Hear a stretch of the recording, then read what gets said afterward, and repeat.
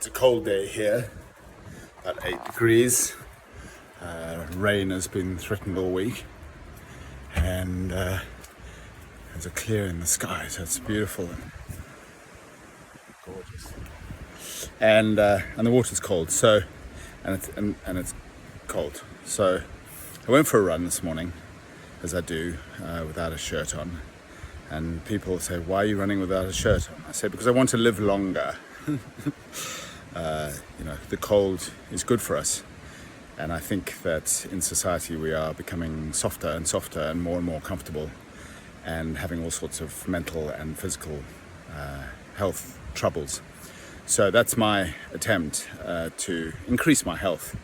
And I had a cough for a while, and that's cleared, and so on and so forth. So it's quite counterintuitive, because we're normally told to stay in bed, tucked up, etc. And there's a place for that, of course. So I'm now going to go for a swim in the river, and maybe I should just walk and talk, actually. I'm going to go for a swim in the river, and I'm just going to talk through my experience of getting in the cold water. It's very cold. And I'm lucky enough to have a pool, but then that's got chemicals and stuff in it, and the river, which you start to hear now, is far more preferable and quite strong and flowing, and with all this rain. This is what it looks like.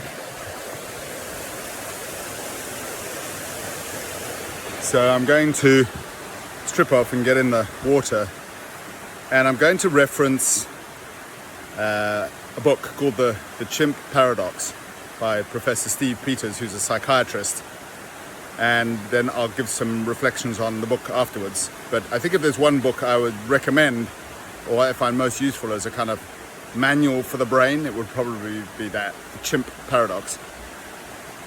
And because, right now, the chimp in my mind that is irrational, impulsive, had the idea, oh, lovely, yeah, go swim in the river. And now it's like, no, this is not a good idea. So I'm going to just explain a little bit more about that. And I'll catch you on the other side when I'm in the river. Here I am in very cold water. And so now the key is to breathe, which I'm not really doing right now. I'm just feeling the cold. It's an interesting thing to be doing at 10:30 on a Monday morning. And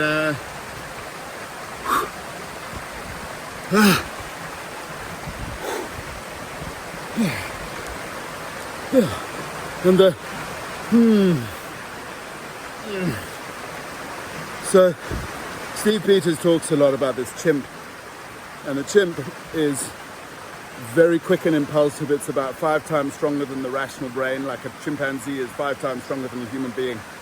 Chimpanzee can rip a human being's arm off without any trouble at all.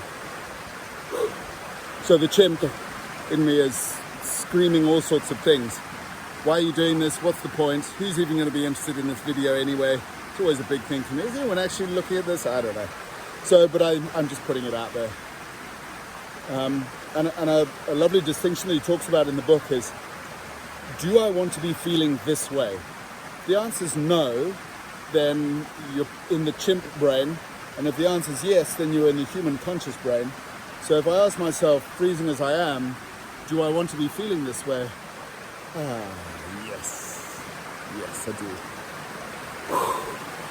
So for me, all of this coldness, and I'm not a cold superhero. I mean, people like Lewis Pugh and Ryan Stramrud and other, oh my God, they're like next level, right? But then I could do that. I could do it.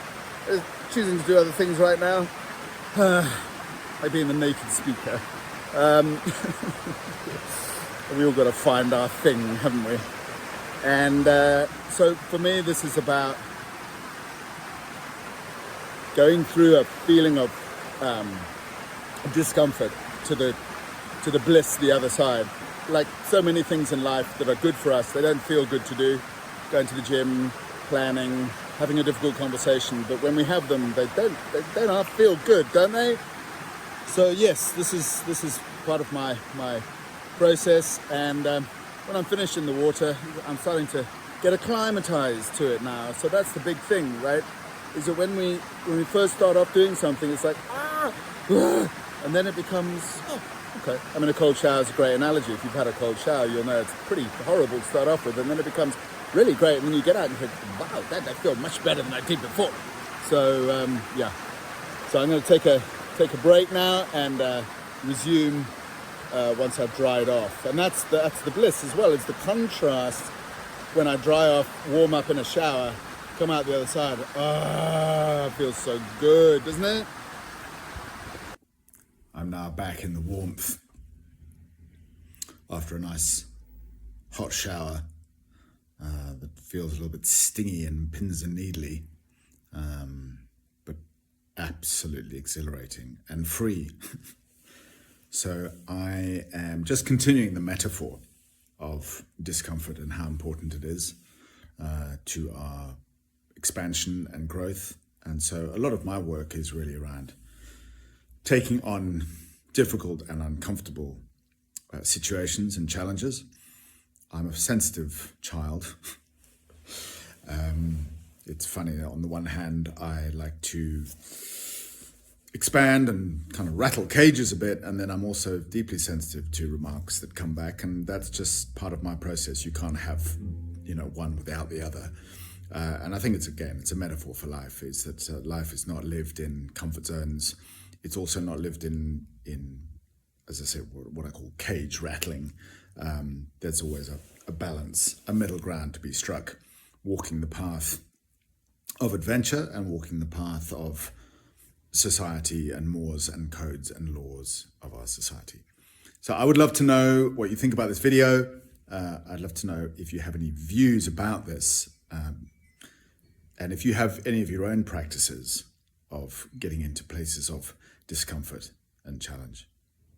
And if you are looking to have something really unusual at your next event as a speaker, whether you be a small business or a large business, please get in contact with me. Thank you.